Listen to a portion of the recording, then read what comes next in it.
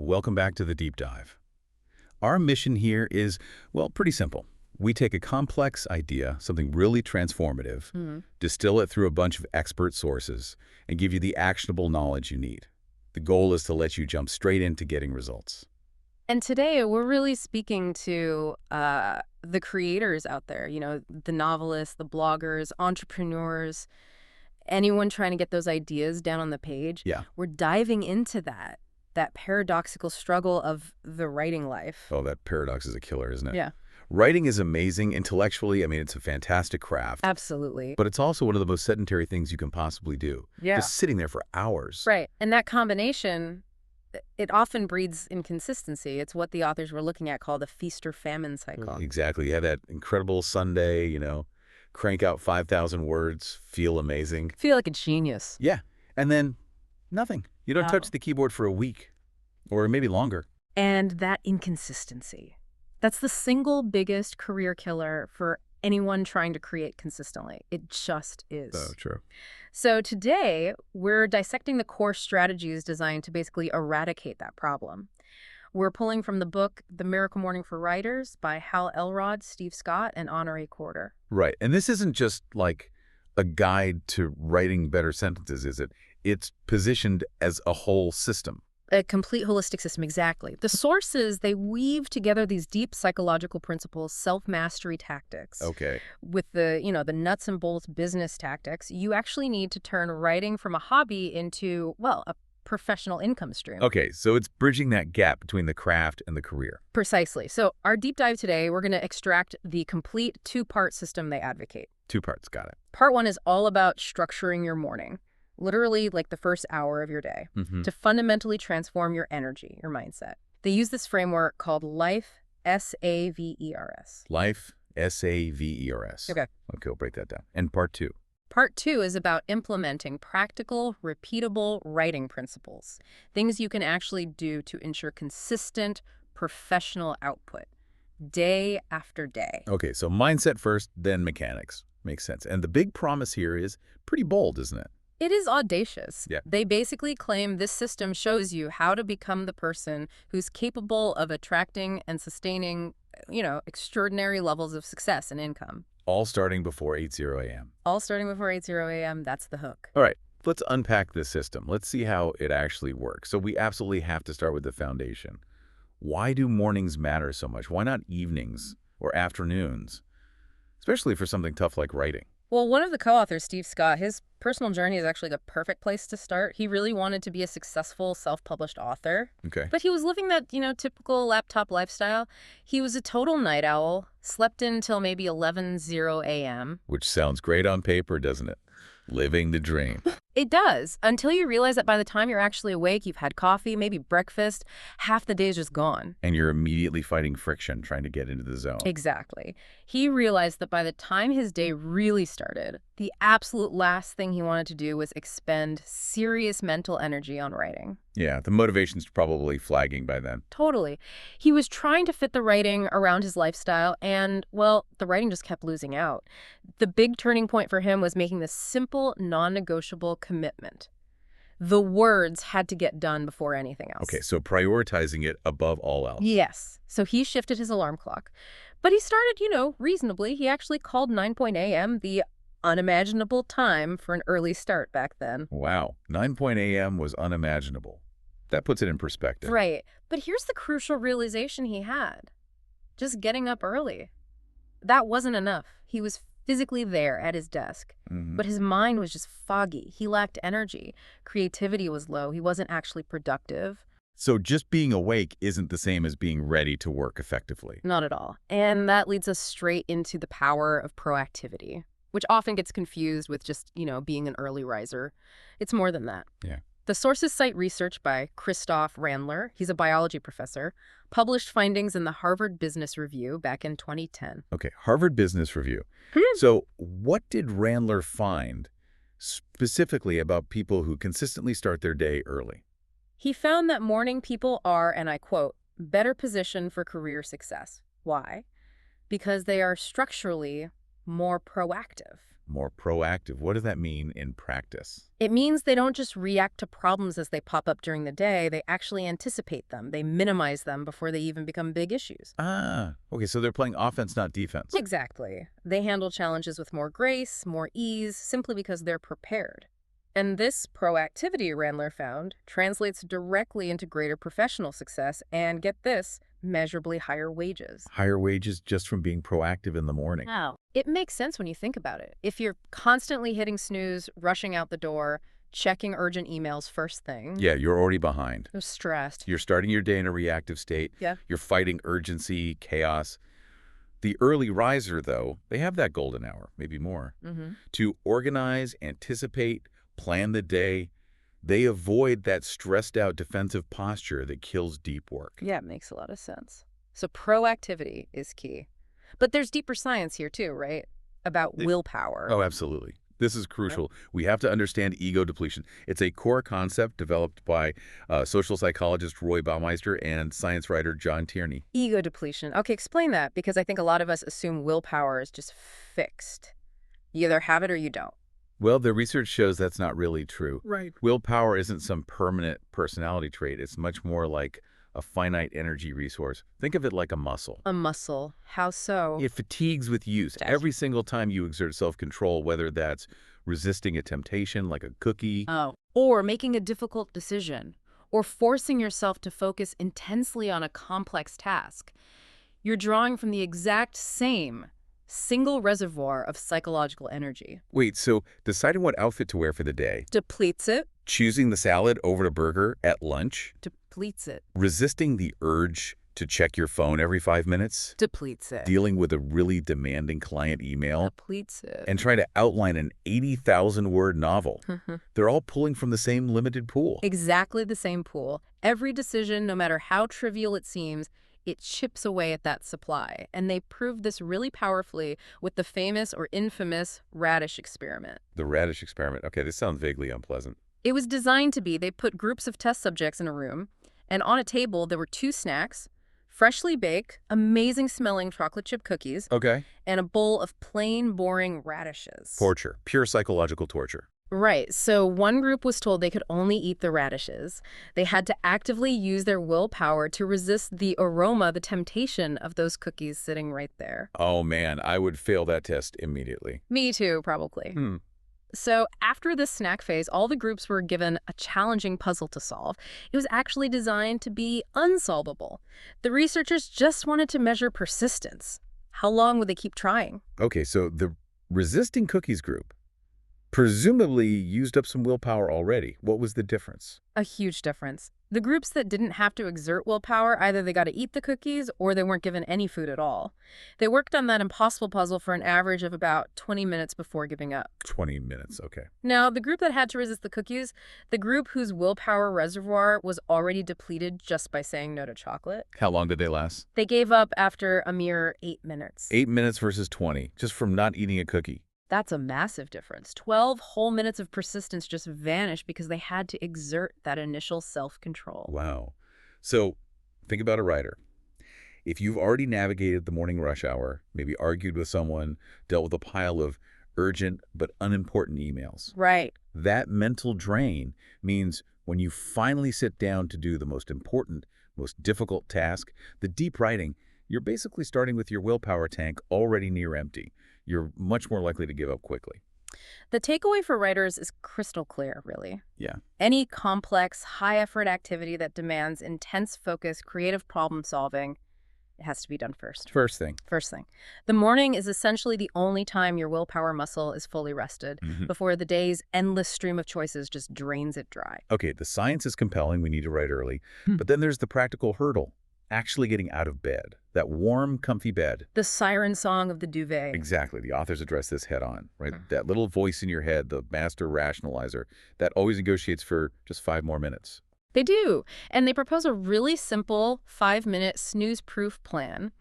It's designed specifically to increase what they call your wake-up motivation level, or WML. WUML. Okay, I like that. Yeah. So how does this 5-minute plan work? What's the goal? The goal is pure momentum. You absolutely cannot allow yourself to drift back into that phase 1 sleep cycle. That just leaves you feeling groggier than when the alarm first went off. Right. Hitting snooze actually makes it worse sometimes. Okay, minute 1. Minute 1, get up immediately. The second that alarm sounds, you have to create physical distance between you and the bed. It's a physical choice. Break the inertia. No negotiation. Okay, up and out. Minutes 2 and 3. Minutes 2 and 3 involve a really simple activity that basically signals to your brain, okay, the day has officially begun. Go straight to the bathroom, brush your teeth, splash some cold water on your face. Ah, the cold water trick. Classic. It works. That simple act of hygiene helps shake off that lingering mental fuzziness. It physically increases your WML. Okay, minute 4. Minute 4 tackles a huge, often overlooked cause of morning fatigue: dehydration. Think about it. You've just gone 6, maybe 8 hours without any water. Sure. Your body is mildly dehydrated. A lot of times when people feel tired first thing, they reach straight for coffee, Guilty. when what their body actually needs is just water. So minute 4, drink a full glass of water immediately. It physically boosts your energy levels. Simple, but probably very effective. Okay. Minute 5, the final step. Minute 5 is the final commitment to action. Seals the deal.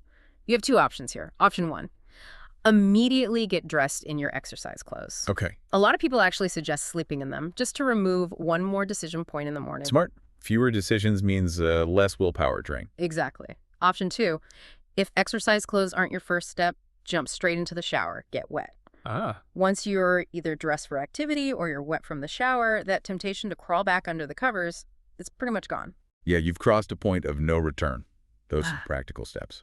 What are those bonus tips they mentioned? Engineering the environment. Oh, those are great. Really proactive. Yeah. One community member apparently used an appliance timer Okay. to turn on their main bedroom lights at the exact same moment their alarm went off. Oh, that's clever. Hard to snooze when it's suddenly bright daylight in your room. Right. It jolts you awake.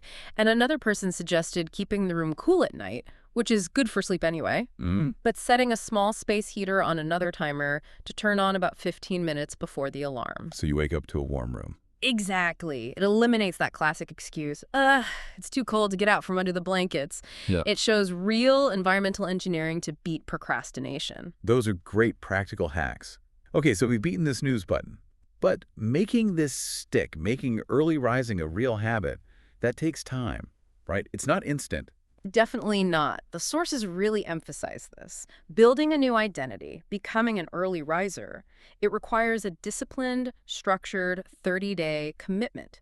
And they break this down into 3 distinct phases. 3 phases over 30 days. Why is understanding these phases so important? It's critical because it manages your expectations. You need to know that it's supposed to be hard at first. It prevents you from giving up when you hit that inevitable friction. Okay, so phase 1, days 1 to 10, what's that like? Phase 1 is candidly called unbearable. Unbearable. Okay, they're not sugarcoating it. Not at all. This period requires, quote, tremendous effort. You are literally fighting against years, maybe decades of entrenched neurological habits. Your brain, your body, they will actively resist this new discomfort. It sounds like pure attrition at that point. You're just grinding it out, trading that immediate comfort for a long-term capability. That's exactly what it is. And the authors point out, maybe on day 5, you feel totally defeated. You look ahead and think, oh my God, 25 more days of this. Yeah, that sounds demotivating. But the internal pep talk you need is, okay, I'm already more than halfway through the single hardest phase. The worst part is almost over. Just keep pushing. Okay, survive the unbearable. Then what? Phase 2. Phase 2 covers days 11 to 20. This phase is called uncomfortable. Better than unbearable, I guess. Marginally.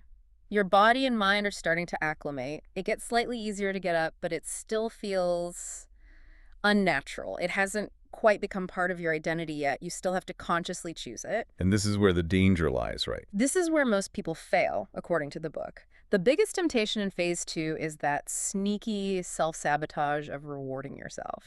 The I've been so good I deserve a break trap. Exactly. You think, wow, I did great all week waking up early. I deserve to sleep in this Saturday. Sounds reasonable. But the advice is incredibly firm on this. Taking even a single break, especially on a weekend, it's highly likely to send you spiraling right back into the difficulty and resistance of phase 1. So you basically reset the habit-forming clock, all that hard work wasted. Pretty much. You have to rebuild the momentum. The commitment has to be absolute. Do it every single day for the full 30 days, no exceptions. Wow. Okay. Total commitment. So if you survive uncomfortable, what's phase 3? Phase 3, days 21 to 30, is called unstoppable. Unstoppable? Now we're talking. Right. By this point, the early rising habit is pretty much cemented. It's becoming part of who you are. Your body and mind have fully adapted. You're actually starting to feel the real substantial benefits of consistency, more energy, more focus. So understanding that 30-day arc, unbearable, uncomfortable, unstoppable, it gives you a roadmap. It shows that any positive habit is achievable if you just manage the friction, especially in those first couple of weeks. Exactly. It sets realistic expectations for the struggle. Okay, so we've tackled the why, the science of willpower and proactivity. We figured out the how of actually getting out of bed consistently. We've bought ourselves, say, 60 minutes of peak, rested, focused time. Prime mental real estate. But without a plan for that time, we could just end up staring blankly at the screen, right? Wasting it. What structure do the authors propose to optimize this precious morning hour? Right. And that structure is really the heart of the whole system. It's the Life S.A.V.E.R.S. Life S.A.V.E.R.S. Okay, let's break down this acronym. What does the S stand for? S stands for silence.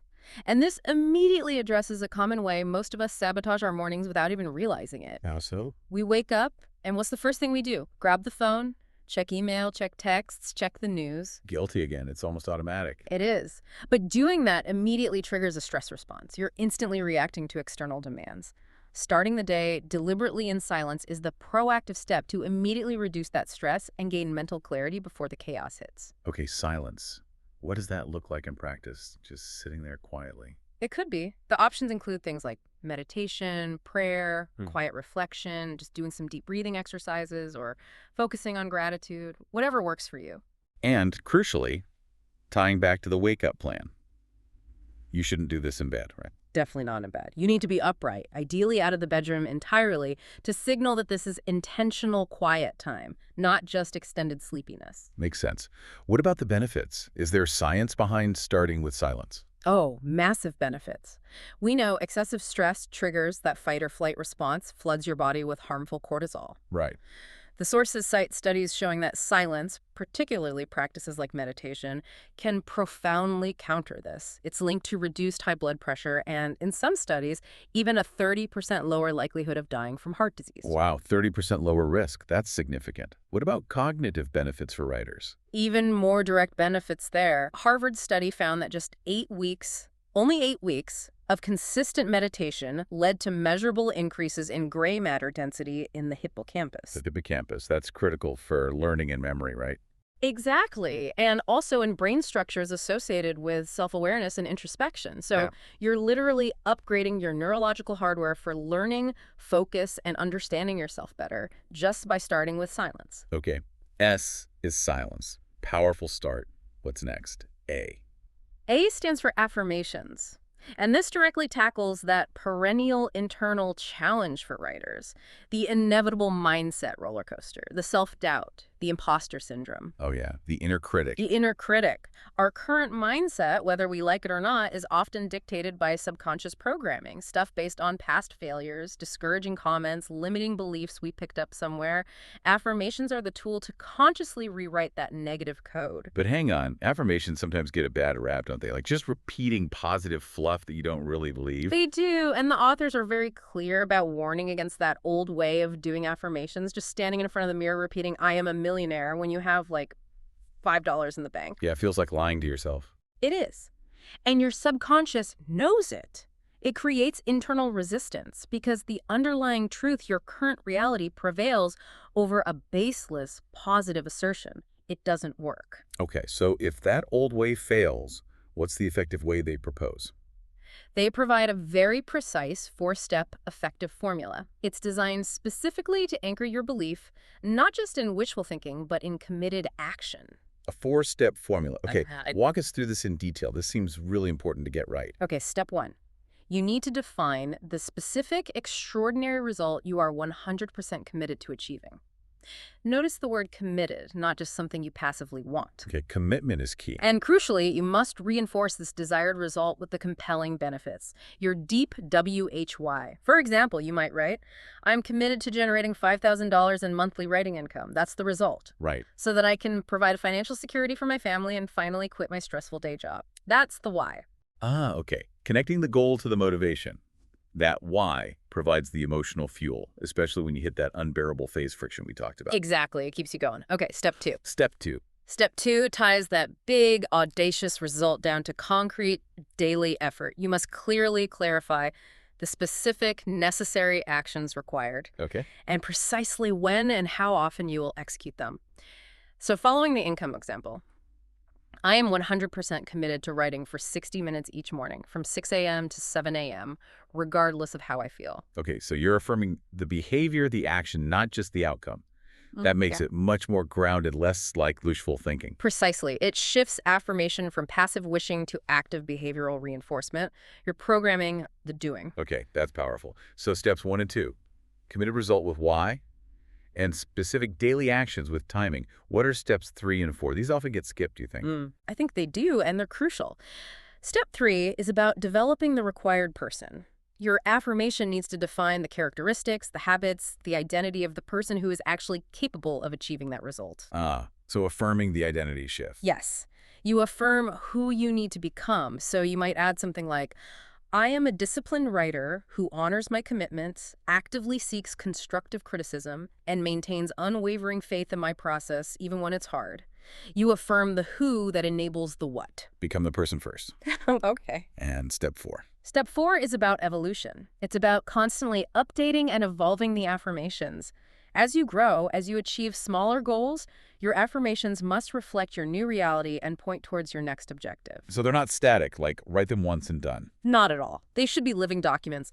As you become that more disciplined writer, maybe your income goal increases or your focus shifts to a different type of project.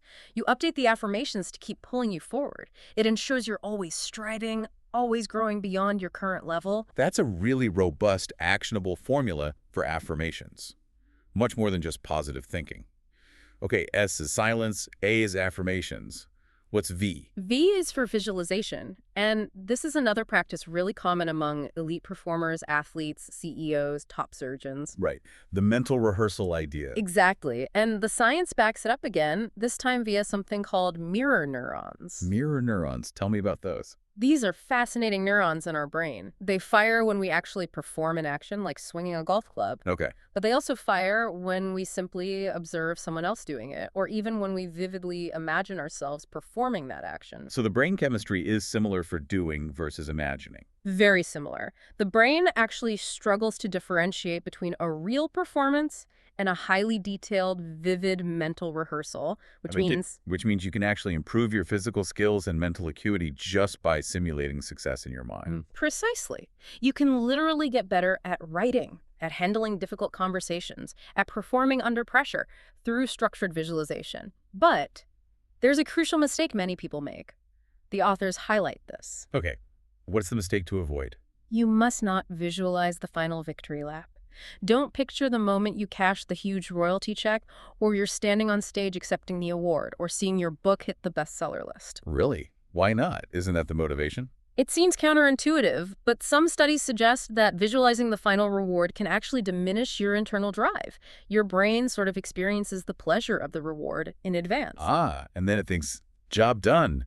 Less need to strive. Kind of. It can reduce the urgency to do the actual hard work required to get there. Okay, so if the goal is, say, finishing a difficult manuscript, you don't visualize the book launch party. What do you visualize instead? You visualize the process. You visualize the actions that lead to success. Give me an example for a writer. Okay, you'd visualize the feeling of self-discipline as you sit down at your desk at 6 a.m., even when you don't feel like it. You'd visualize the feeling of flow as the words start hitting the page smoothly. You'd hear the sound of your fingers flying across the keyboard. You'd visualize yourself enjoying the feeling of satisfaction after completing a focused 25-minute Pomodoro writing sprint. You see yourself executing the plan successfully. So you're mentally rehearsing the productive behaviors and the positive feelings associated with those behaviors. Exactly. You're training your brain to associate the work itself with positive feelings and competence. And they structure this visualization too, right? 3 simple steps. Yes, very straightforward. Step 1, get ready. Find a quiet, comfortable space. Maybe put on some instrumental music to help you focus, block out distractions. Okay. Step 2, visualize the vision. But remember, it's the vision of the process. Forget logic, forget limits for a moment. Really involve all 5 senses. Make it vivid. The more vivid the mental movie, the more compelled you'll feel to act. Use all senses. Yeah. Got it. Step 3. Step 3, visualize who you need to be and what you need to do. See yourself actively engaged in those necessary actions, the writing, the planning, maybe even the difficult task of editing. But see yourself doing it while smiling, feeling energized, filled with pride at your own discipline and focus. Okay, visualizing the capable, disciplined self in action. That makes sense. S-A-V. What's E? E stands for exercise. And for a profession as sedentary as writing, building and morning exercise isn't just about general physical health, though that's obviously important. It's about directly optimizing your cognitive engine, your brain. Optimizing the brain through exercise. How does that work? Well, beyond the standard benefits we all know, better blood pressure, more energy throughout the day, reduced risk of various diseases, Right. there's a really profound cognitive link. The sources mention Dr. Stephen Masley, who studies corporate wellness programs. He noted that the single best predictor of brain speed is aerobic capacity. Brain speed. That's fascinating. Not just fitness, but actual processing speed. Actual cognitive processing speed. And he found measurable improvements. Executives who participated in his wellness programs, once they significantly improved their aerobic capacity through regular exercise, Yeah. they increased their measurable brain speed by an average of 25 to 30%. 25 to 30% faster brain speed. Yeah. Just from getting fitter aerobically. That's what his research indicated. Wow. Well, you think about what that kind of improvement means for a writer. A 25% boost in cognitive processing means you could potentially generate new ideas faster, handle complex plot structures or research synthesis more easily, solve those really sticky narrative problems that used to cause writer's block. Yeah. You're just thinking more quickly and clearly. Exactly. Your writing ability could directly improve. And the beauty of putting exercise in the miracle morning right after silence and affirmations is that you basically eliminated all the typical excuses that derail an evening workout plan. You know, I'm too tired after work, I have social commitments, the weather's bad. You get it done before the day has a chance to interfere. Makes sense. Get the hardest things done first, including moving your body. Okay. S-A-V-E. Next is R. R is for reading. And who better to quote on this for writers than Stephen King? Oh, yeah. What did King say? He put it very bluntly. If you don't have time to read, you don't have the time or the tools to write. Simple as that. Wow. Strong words. No reading, no writing. It's that fundamental garbage in, garbage out philosophy applied to creativity. If you want to generate valuable million-dollar thoughts, as the authors put it, you must consume high-quality, inspiring, informative material. If your mental diet consists only of, random internet noise and social media feeds, your creative output is inevitably going to reflect that limitation. So quality input equals quality output. But reading takes time, and we're already packing a lot into this morning hour. How much reading are they suggesting? This is the beauty of it. The minimal time commitment needed for potentially monumental results. They suggest committing to reading a minimum of just 10 pages per day. 10 pages? That sounds actually doable, even in a busy morning. Totally doable, but look at the math when you compound it. 10 pages a day. That's 3,650 pages over a year. 3,600 pages. Wow. Yeah. If the average nonfiction or self-improvement book is, say, 200 pages long, that's roughly 18 books worth of profound knowledge, new skills, or deep inspiration that you've absorbed just from 10 pages a day. That really puts it in perspective. Small daily actions lead to huge yearly gains. Is there a strategy for what to read? Yes, a smart one. First, begin with the end in mind. Before you start a book, ask yourself, what specific knowledge or insight am I hoping to gain from this? Have a purpose. Okay. And second, crucially important, don't feel obligated to finish a book just because you started it. If it turns out to be mediocre or it's not delivering the value you hoped for, Ditch it. Ditch it, move on. Your reading time is too valuable an asset to waste on subpar material. Be ruthless in curating your inputs. Good advice. Okay, we've got S-A-V-E-R, the final S. The final S stands for scribing, which is essentially their term for daily writing or journaling. But it serves two very specific, powerful purposes in this system. Okay, what's the first purpose? First, it's about cultivating gratitude. The sources reference an idea from Michael Marr: what you appreciate appreciates. What you appreciate appreciates, meaning? Meaning the act of consciously writing down things you're grateful for, your relationships, progress you've made, simple joys, maybe even material things you have, it forces your attention onto the positive aspects of your life. So it actively counteracts that negativity bias we all have, that inner critic always focusing on what's wrong. Precisely. It trains your brain to scan for the good, which builds resilience and combats pessimism. Just a few minutes of listing gratitudes can shift your whole emotional state for the day. Okay, gratitude is purpose one. What's the second purpose of scribing? This sounds crucial for writers. It's absolutely crucial for any creator. Idea capture, brilliant ideas, solutions to problems, snippets of dialogue, blog post titles. They are incredibly fleeting. So true, they pop into your head when you least expect it. Exactly. Often during those flow states when you're exercising or taking a shower or just walking around. And if you don't capture that million-dollar idea the moment it strikes. Poof, it's gone an hour later. You know you had a great idea, but you can't remember what it was. It's infuriating. So the authors strongly recommend developing an immediate documentation habit, a reflex. How? What tools? It could be digital, using a simple note-taking app on your phone like Evernote or Google Keep, something that syncs everywhere. Or it could be physical, always carrying a small pocket notebook and pen. They mention the classic Moleskine 3.5 by 5.5 inch size. The key is having something always within reach. Always. The consistent act of scribing, of writing these things down immediately, it continuously feeds what they call your content idea garden. It ensures you almost never suffer from that paralyzing feeling of, ugh, what should I write about today? You've always got seeds planted. Okay, so S-A-V-E-R-S, silence, affirmations, visualization, exercise, reading, scribing. That's a really comprehensive toolkit for priming your mind and body before you even start the main work. It really is. It sets the stage for peak performance. All right, we've got the optimized mindset. We've got the energy boost from the Life S.A.V.E.R.S. routine. Now we need to connect that to the actual work. How do we take that peak state energy and translate it into consistent, polished writing output? Right. This is where we move into the practical writing principles, and the first one tackles the absolute nemesis of every writer, writer's block. And the key to beating it is understanding how to achieve flow. Writer's block. Mm-hmm. Yeah, that's the beast. So what's the core reason we get blocked, according to this system? Is it lack of ideas?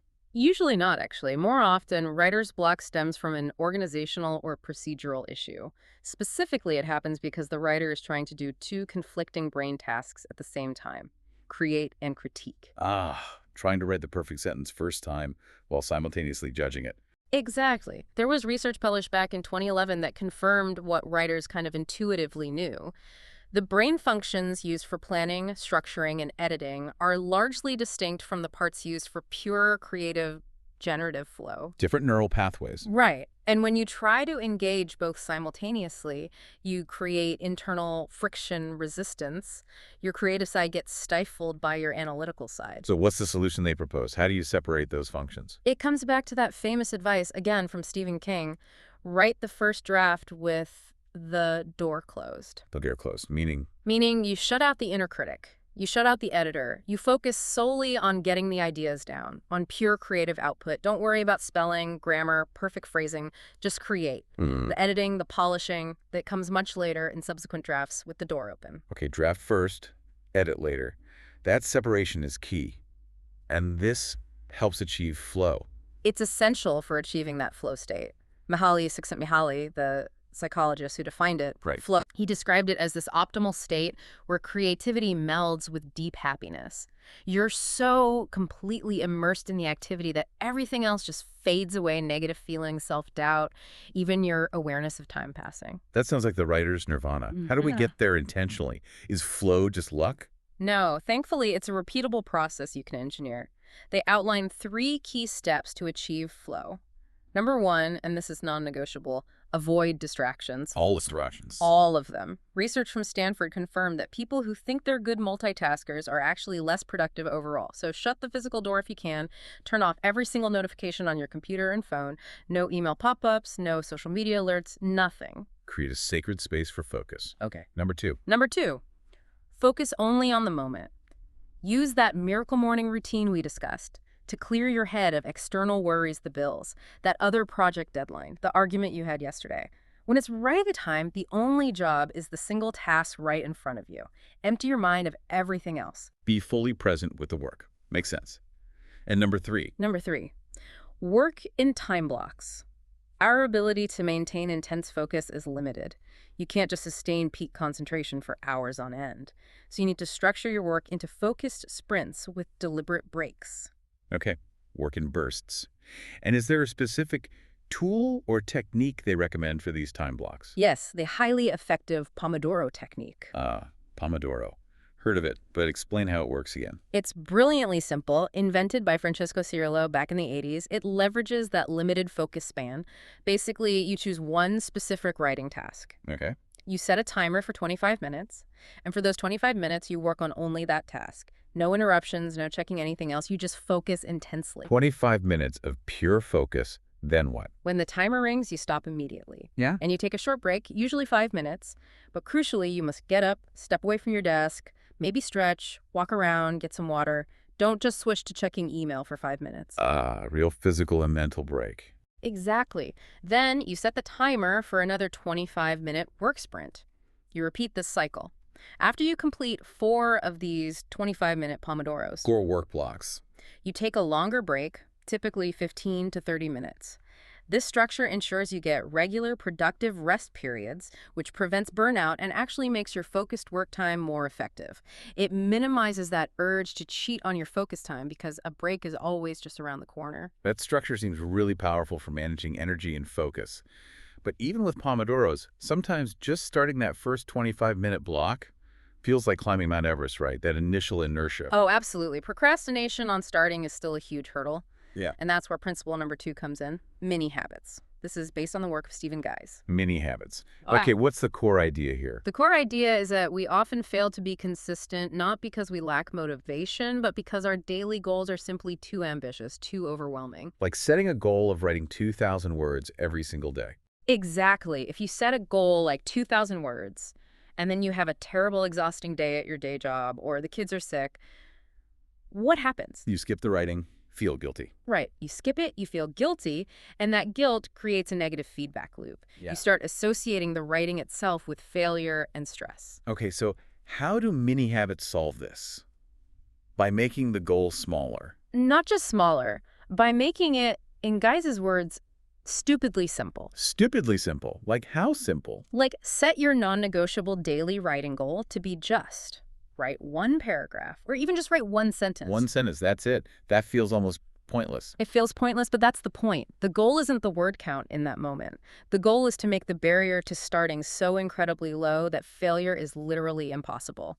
No matter how tired, stressed, or uninspired you feel, anyone can write one sentence. Okay, I see. It removes all excuses for not starting. Exactly. And what happens psychologically when you sit down and achieve that tiny goal of writing one sentence? Well, you've started. The inertia is broken. Precisely. The inertia is broken. And very often, once you've written that one sentence, momentum kicks in. You think, okay, maybe I can write another one. Or actually, I know what comes next. And you end up writing much more. So the mini habit is the key to unlock the door, even if you only intended to peek inside. Perfect analogy. And crucially, you build a success streak. Every day you write your one sentence, you succeed. That feels good. It builds positive reinforcement, increases your desire to write, and completely avoids that toxic guilt spiral for missing huge goals.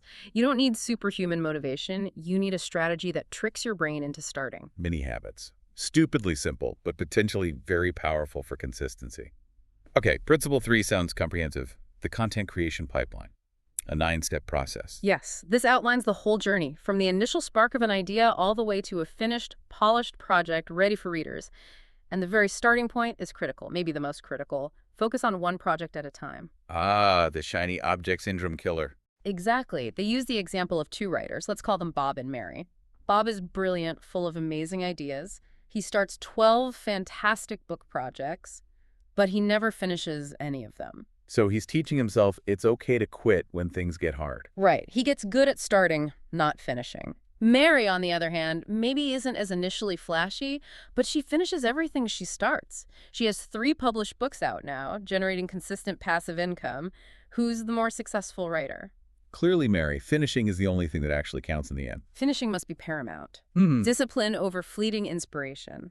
Okay, so once you've committed to one project, step 2 is define your reader avatar. The ideal reader. Why is this so important? Because you can't write effectively for everyone. You need to personify the specific person you're trying to help or entertain. Understand their challenges, their needs, their desires. The sources use an example avatar named James. Okay, tell me about James. James struggles with finding time to write. He battles ego depletion like we discussed. He's trying to balance his creative ambitions with family and work obligations. By writing for James, by keeping his specific needs in mind. You make clear decisions throughout the writing process about content, tone, structure. Exactly. It provides a filter. Will this sentence help James? Does this chapter address one of James's core problems? It makes the writing much more targeted and effective. Okay, know your reader. Step 3. Step 3, identify your logline. This is basically your project's elevator pitch, boiled down to just a few compelling sentences. What should the logline capture? For nonfiction, it needs to succinctly state the specific problems your book solves and the kind of step-by-step advice or transformation it offers. For fiction, it usually focuses on the core conflict, the unique combination of genre tropes you're using, maybe the setting, and what makes your story stand out. Having that clear logline probably helps maintain focus throughout the whole project. Absolutely. It's your North Star. Okay, next step, outlining. And for nonfiction, they highly recommend the index card method. Index cards. Seems a bit old school, but okay. How does it work? It's incredibly effective for structure. First, you identify maybe 8 to 12 big ideas or core concepts your book will cover. These become your tentative chapters. Turn them into questions your chapter will answer. Okay, big ideas as questions. Then, on separate index cards, you jot down all the sub-ideas, supporting points, anecdotes, research findings, or quotes related to each big idea. Use the blank side for the sub-idea title, the line side, to flesh out details. So you end up with a stack of cards for each chapter concept. Right. And here's the magic. Now you can physically lay them all out, shuffle them around within a chapter, or even move ideas between chapters. You can easily see the flow, spot redundancies, identify gaps, and ensure your argument builds logically. Makes the structure tangible, flexible. Much easier than scrolling through a massive document. Way easier. They argue it's probably the single best way to prevent writer's block, because you've solved the structural problems before you start writing prose. Okay, that's for nonfiction. What about outlining for fiction writers? Index cards, too. It can be similar, but for fiction, the focus shifts to creating your story beats. This is a bit more complex, but essential. Beats. What kind of beats? You need to consider several layers. First, the global story beats the major turning points of the plot, like inciting incident, rising action, climax, resolution, standard story structure stuff. Okay. Second, and maybe more importantly, the character emotional beats. You have to track your protagonist's internal journey, their transformation arc. Think about Scrooge and Impress. A Christmas Carol, each ghost brings specific emotional beats that change him. Mapping the internal change step by step. Exactly. And third, you need scene beats. Within each scene, what absolutely must happen? What key piece of dialogue needs to be said? What specific action moves the plot or reveals character? That sounds like a lot to track. Are there resources for this? Definitely. It's a deep topic, but the sources recommend looking into frameworks like The Story Grid by Sean Coyne. It provides excellent tools for mapping all these structural and emotional beats, whether you're just starting out or you're a seasoned novelist. Planning the beats prevents sagging middles and ensures a satisfying character arc. Okay, outlining is crucial. Then we finally get to drafting and revising. You mentioned the first draft is door closed, pure creation. When does the door open for editing? The second draft is where you firmly switch hats and put on your editor brain. The door swings wide open. What's the focus of that second draft edit? It depends slightly on genre. For nonfiction, you're ruthlessly checking. Is this content easily scannable? Are the ideas truly actionable for the reader? Is the language clear and concise? Is the structure logical? Does it fulfill the promise of the log line? Okay, reader focus and structural checks for nonfiction. What about fiction? For fiction, the second draft edit focuses heavily on consistency checking for plot holes, continuity errors. You're also examining the pacing, ensuring scenes serve a purpose. And critically, you're evaluating that character arc. Is the change believable? Is it earned through the events of the story? Okay, second draft is the big structural edit. What about the third draft? The third draft moves towards the final polish and proofreading. This is where you really tighten the language. Eliminate wordiness, cut out unnecessary fluff. You practice that kill your darlings philosophy. Ah, yes. Cutting scenes or paragraphs you love but that don't actually serve the story or argument. Painful but necessary. Very necessary for a professional product. You're also doing meticulous line editing, checking grammar, spelling, punctuation. And one crucial final step in this phase. What's that? Reading the whole thing aloud. Reading it out loud. Why? Because your ear will catch awkward phrasing, clunky sentences, or stilted dialogue that your eye might just skim over. It's amazing for smoothing out the rhythm and flow of the prose. That's a great tip.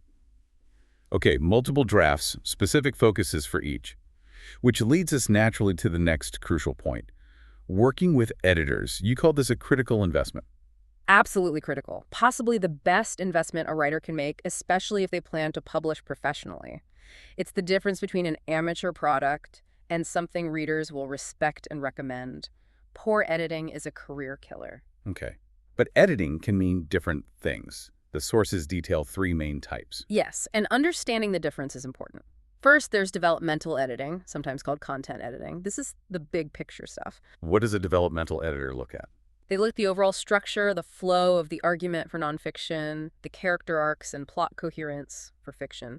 They identify major conceptual problems or areas that need significant rethinking or reorganization. It's about the core substance of the book. Okay, big picture first. Then what? Then comes copy editing. This operates at the sentence and paragraph level. It's the technical language layer. So grammar, spelling, punctuation. Yes, but also consistency in style and tone. Checking for clarity, ensuring correct word usage, fixing awkward syntax. A good copy editor makes the language shine and ensures professionalism. Right. And the third type? The third type is proofreading. This is the absolute final pass, the last line of defense before publication. What's the proofreader looking for specifically? They're catching any final lingering errors that might have slipped through the previous stages. Typos, missed punctuation, formatting glitches, inconsistencies in names or numbers. It's that final quality control check. Okay. Developmental, copy editing, proofreading. 3 distinct stages. Now, for a writer, especially someone self-publishing on a tight budget, Right. if they can only afford one type of professional editing, where should they prioritize their money? That's a tough question, but most professional advice, including in these sources, generally points towards hiring a skilled copy editor. Why the copy editor? Because while developmental editing is hugely valuable for the structure, errors in grammar, spelling, and basic sentence construction are the things that instantly scream amateur to a reader and kill credibility. A good copy edit provides the most significant improvement in reader experience and perceived professionalism for typically a lower cost than developmental editing. It catches the errors that lead to bad reviews. Okay, copy editing for the biggest bang for your buck if budget is tight. And where do writers find these editors? You need professionals who understand your genre and market. The sources suggest looking at reputable freelance platforms that vet their professionals, like Upwork, or especially for publishing specific roles, Readsy. Get samples, check references. It's a crucial hire. Good advice. Okay, principle 4 is about speed and efficiency tools. Saving time here means more time for actual creation, right? Exactly. Leverage technology to streamline the process. And the first tool mentioned is a potential game changer for output: dictation. Dictation, like talking instead of typing. Yes. Using voice-to-text software. Why? Because most people can speak much, much faster than they can type. Experienced dictators can achieve thousands of words per hour. Thousands. That's a huge increase over typing speed for most people. Massive. It completely removes the physical bottleneck of keyboard speed. It's also more ergonomic. It can help prevent or alleviate issues like carpal tunnel syndrome from constant typing. It shifts the focus entirely from the mechanics of fingers on keys to the pure flow of ideas from your brain out through your voice. Okay, the benefits sound amazing: speed, ergonomics, but dictation often feels awkward at first, doesn't it? And the software makes mistakes. Is there a steep learning curve? There is definitely a learning curve. It requires dedicated training, both for you to get comfortable speaking your prose and for the software to learn your unique voice and speech patterns. What kind of software and equipment do you need? You need good quality dictation software, like Dragon. Naturally Speaking is often cited, though OS native tools are improving. And crucially, you need a high-quality noise-canceling headset microphone. A cheap mic won't cut it. Accuracy will suffer. And how do you overcome that initial frustration when it misunderstands you or feels unnatural? The advice is identical to conquering phase 1 of the 30-day morning routine challenge. You just have to push through the initial difficulty and awkwardness, commit to practicing regularly. The enormous reward, that massive increase in writing speed, is absolutely worth the upfront investment of time and frustration to master it. Okay, dictation is one tool. What other software applications do the sources recommend to support this whole structured writing process? Well, we already touched on note-taking apps like Evernote, or similar for that crucial idea capture habit in Scribing. They're great because they sync everywhere: multimedia storage, good organization with tags or notebooks. Some even automate input using tools like IFTTT. Right, capture ideas anywhere. What about managing the actual writing project? For managing complex projects, especially long books with lots of research or chapters, Scrivener is consistently recommended. It's designed specifically for writers, allowing you to break down your manuscript into smaller chunks, easily rearrange scenes or chapters, store research alongside your text, set targets. It's powerful for organization. Scrivener for project management. What about tools for the editing phase, besides hiring human editors? There are tools that can help clean up your manuscript before it goes to an editor, or just improve your self-editing. Grammarly is mentioned. It goes way beyond basic spell check, offering suggestions on clarity, conciseness, tone, and flagging things like passive voiceover use. Okay, Grammarly for polishing language. And you mentioned the Hemingway editor earlier. How does that fit in? The Hemingway editor is fascinating because its entire focus is on promoting radical clarity and simplicity in your writing. Simplicity. How does it enforce that? It aims for roughly a 5th grade reading level, arguing that clear, simple language has the broadest impact. It uses a color-coded highlighting system to instantly flag complex sentences, words with simpler alternatives, excessive use of adverbs, and instances of passive voice. It basically forces you to write more directly. So, Hemingway for making your writing super accessible and punchy. Interesting tool. Okay, dictation, Evernote, Scrivener, Grammarly, Hemingway, lots of tech help. Finally, how does tracking fit into this? Tracking ties everything back to optimizing your process. You need to continuously track key metrics about your writing sessions. What kind of metrics? Things like what time of day did you write, where were you writing, home office, cafe, library, how long did you write for, and crucially, what was your word count for that session? Why track all that data? Seems like extra work. Because this quantitative data collected over time allows you to objectively identify your personal optimal flow state moments. You stop guessing and start knowing. So you might discover, wow, I consistently write twice as many words between 6:30 and 7:30 a.m. right after my miracle morning routine compared to trying to write at 4 p.m. Exactly. Or maybe you find out you're way more productive writing at that specific table in the local coffee shop than you are at your cluttered home desk. The data reveals your peak performance conditions. And once you identify those optimal times and locations, you ruthlessly engineer your schedule and environment to protect and maximize those high-yield moments. You structure your week around your proven flow states. It's data-driven productivity optimization. okay, we've built the habits, mastered the tools, optimized the process for consistent output. Now, the big question, how do we turn this passion, this consistent writing, into actual professional income? The sources get into the business side too, right? They do, because consistent output is great, but if you want writing to be your career, you need a viable business model. And they start with a really compelling concept for building an audience, adapted from Kevin Kelly's idea of 1,000 true fans. Okay, true fans. What's the core principle? The idea is that you don't necessarily need millions of casual readers or followers to make a good living as a creator. What you really need is a smaller base of dedicated, true fans. How many?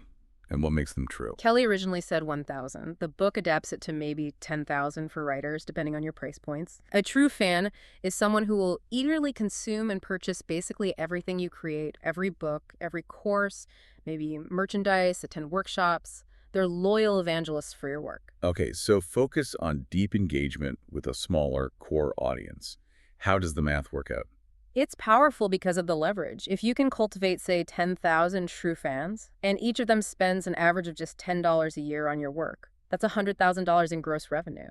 If they spend $100 a year, that's $1 million. Wow, okay. So the goal isn't necessarily mass market appeal, but building a platform to cultivate and serve those loyal fans. Precisely. Build the platform, build the relationship, serve the true fans. So how do you build that platform and monetize? The sources outline 4 main business models writers can pursue. There's 4 models. Okay, what's the first one? First is freelancing. Writing for others, articles, blog posts, website copy, marketing materials, maybe even ghostwriting books. What's the main advantage of freelancing? Speed to income. It offers the fastest path to getting paid for your writing. You can potentially bid on a project on Monday, complete it by Friday, and get paid the following week. It's direct payment for services rendered. Okay, fast cash flow. Yeah. What's the key strategy for long-term success as a freelancer, according to the book? Radical specialization. Don't be a generalist trying to write about anything and everything. Choose one specific niche that you're interested in or have expertise in. Maybe it's the sauce industry or holistic health or personal finance for millennials. Pick a lane. Pick a lane and become the go-to expert in that specific area. Build a reputation. That specialization allows you to build word-of-mouth referrals and, crucially, command much higher rates than a generalist freelancer. Makes sense. Become the big fish in the smaller pond. Yeah. Okay, model 1, freelancing. What's number 2? Number 2 is building an authority site, essentially through blogging, creating your own platform. How does this differ from freelancing?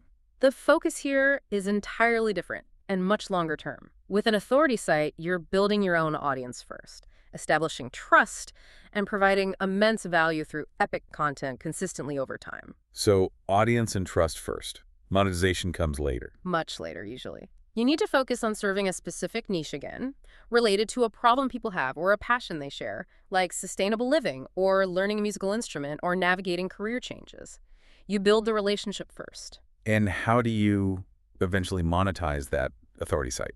Once you have that trust and traffic, monetization can come through various streams. Display advertising, affiliate marketing, recommending relevant products or services, selling your own digital products, courses, ebooks, maybe offering coaching or consulting services related to your niche. But the content and relationship come first. Okay, authority site is a long game based on trust. Model 3. Model 3 is the one many writers dream of initially. Traditional publishing.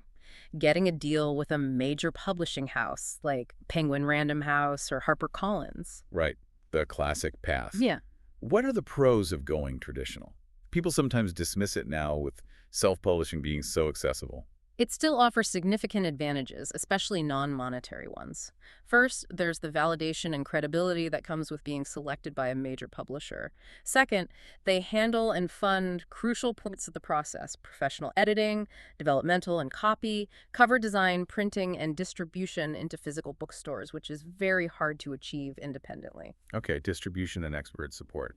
What else? You might receive an advance payment against future royalties, which is guaranteed income upfront, reducing your financial risk. They also typically manage complex things like foreign rights sales. And being traditionally published increases your chances, however slim, of hitting major bestseller lists, which brings further opportunities. Okay, those are real benefits. What are the downsides of traditional publishing? The downsides are significant too. First, the timeline is incredibly slow. From signing a contract to seeing your book on shelves can easily take 18 to 24 months, sometimes longer. Wow, that's a long wait. It is. Second, royalties are much lower than self-publishing, typically only 10 to maybe 20% of the net receipts, sometimes even less on paperbacks or ebooks. And third, you give up a lot of control. The publisher usually has the final say on the title, the cover design, the marketing plan, and even sometimes editorial changes. Less control, lower royalties, long wait times.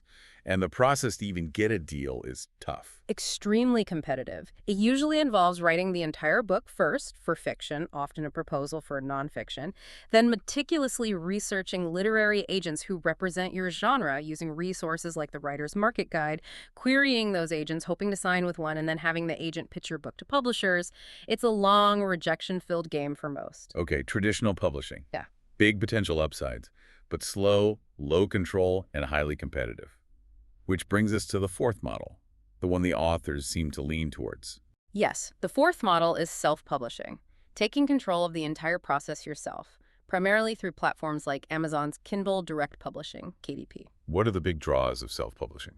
Speed, control, and royalties.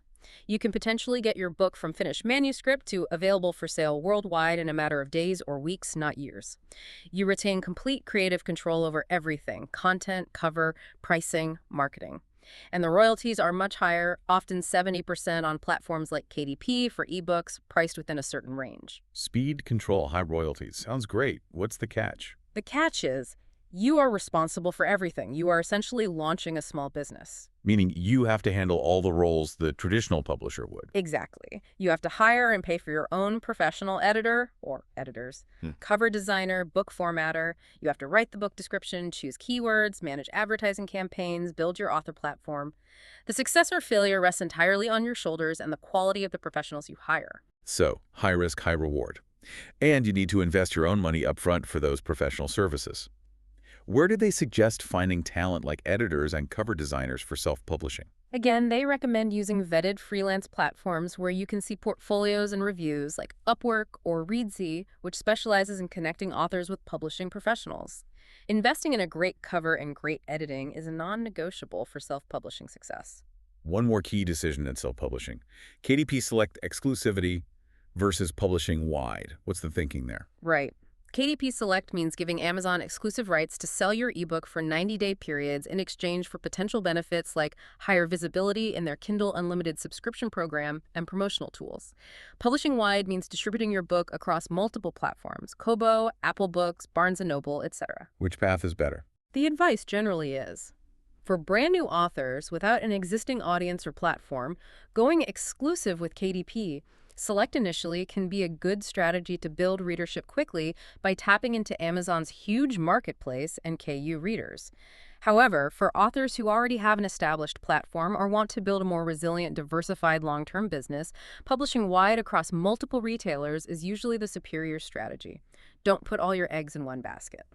Okay, we've covered the morning routine for mindset and energy, the practical principles for consistent writing, and the business models for turning it into income. It feels like a complete package, but the sources add one final layer, don't they? Something beyond technique. They do. It's called the miracle equation. And they position this as the underlying fundamental strategy used by the absolute top 1% of achievers in any field to create results that often look, well, miraculous to outsiders. The miracle equation. Okay, sounds intriguing. What is the equation? It's actually very elegant in its simplicity. The equation is unwavering faith plus extraordinary effort equals miracles. Or US plus EE equals M, with the M sometimes having an infinity symbol. Unwavering faith plus extraordinary effort equals miracles. Let's break that down. What do they mean by unwavering faith? Is this religious faith? Not necessarily religious, although it can be for some. It's more about cultivating a profound internal belief system. It's a mindset that you must maintain consistently, regardless of your current results, regardless of the setbacks, regardless of the critique you receive, and especially regardless of the self-doubt that inevitably creeps in. Maintaining belief even when evidence seems to contradict it? That sounds hard, especially during that unbearable phase of habit building. It is incredibly hard. It requires conscious effort. They argue that when the outcome doesn't look likely, when you're exhausted on day 7 of trying to build a new habit, the average person lets that faith waver. They start thinking, maybe this isn't possible for me. Yeah, the doubt creeps in. But elite performers, they refuse to give up the faith. They cite Michael Jordan as the ultimate example. How so? Jordan famously missed something like 26 potentially game-winning shots in his NBA career.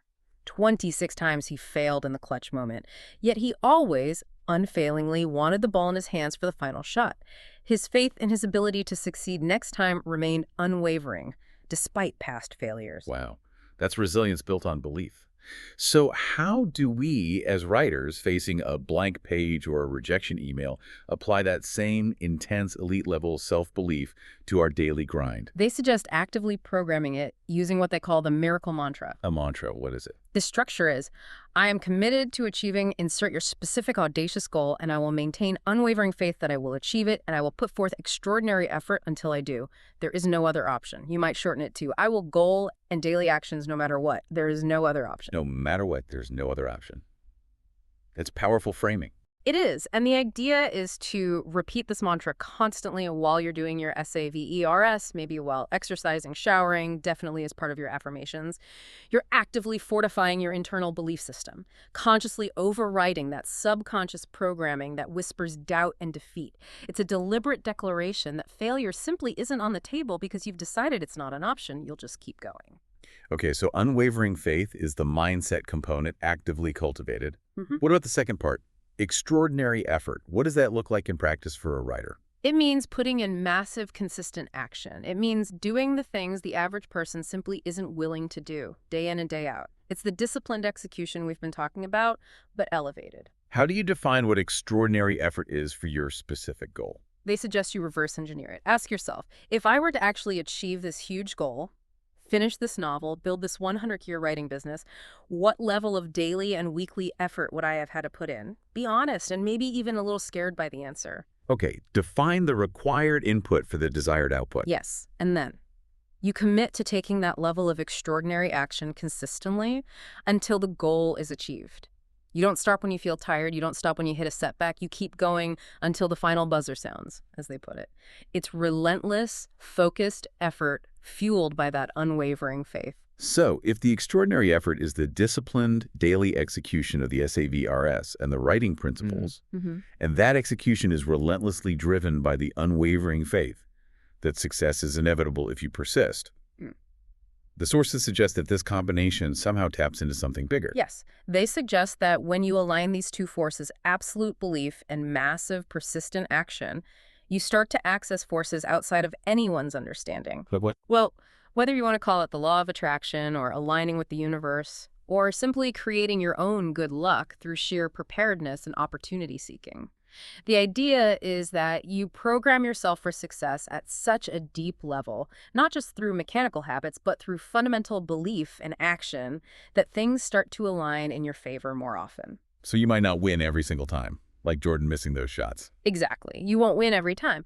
But by embodying this equation, like the elite performers, you dramatically optimize your chances to succeed far more often than the average person who gives up faith or effort at the first sign of trouble. You stack the odds in your favor. Wow. Okay. This has been incredibly comprehensive. We've really delivered a complete system today, haven't we? I think so. We started with the core rationale for consistency, digging into the science of ego depletion and why mornings are critical. Right. Then we laid out the detailed daily structure, the S.A.V.E.R.S. toolkit for priming your mind and body.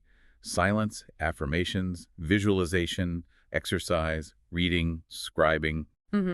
Then we moved into the tactical writing methods, achieving flow, using Pomodoro, leveraging mini habits for consistency, and we walked through that whole content creation pipeline, from defining the reader avatar and outlining with index cards or beats, all the way through drafting, revising, and the absolute necessity of professional editing. Plus the tools, dictation, Scrivener, Grammarly, Hemingway tracking to make it all more efficient. Exactly. And we covered the business models, freelancing, authority sites, traditional publishing, self-publishing, to turn that writing into income. And finally, we wrapped it all in that ultimate success mindset, the miracle equation. Unwavering faith plus extraordinary effort. It really is a blueprint. It feels like it. Yeah. You, the listener, now have the full toolkit, not just the theory, but the practical steps. And the goal here isn't just about finishing one book or landing one client, is it? It's bigger than that. Much bigger. It's about fundamentally changing your professional identity. The real transformation isn't just completing a project. It's about who you become in the process of consistently showing up, doing the hard work, and achieving these high-level tasks day after day. Which leads perfectly into the final provocative thought the authors leave us with. It really brings the whole system into focus and reminds us to play the long game. Yeah, it's powerful. They state, 5 years from now, your life, your business, your relationships, and your income will be a direct result of one thing. What's the one thing? Who you've become. Who you've become. Wow. Not just what you've done, but the identity you've forged through consistent action and belief. Exactly. So the call to action isn't just try these tips. It's use this complete system, the S.A.V.E.R.S., the writing principles, the miracle equation, to consciously define that future version of yourself, the successful professional writer you want to be. And then commit to becoming that person, starting with that 30-day challenge we talked about. If you adopt the identity today through these actions, the results, the books, the income, the success will inevitably follow. That's a promise. You have the blueprint. Seize this moment. Commit to the process. Become that person.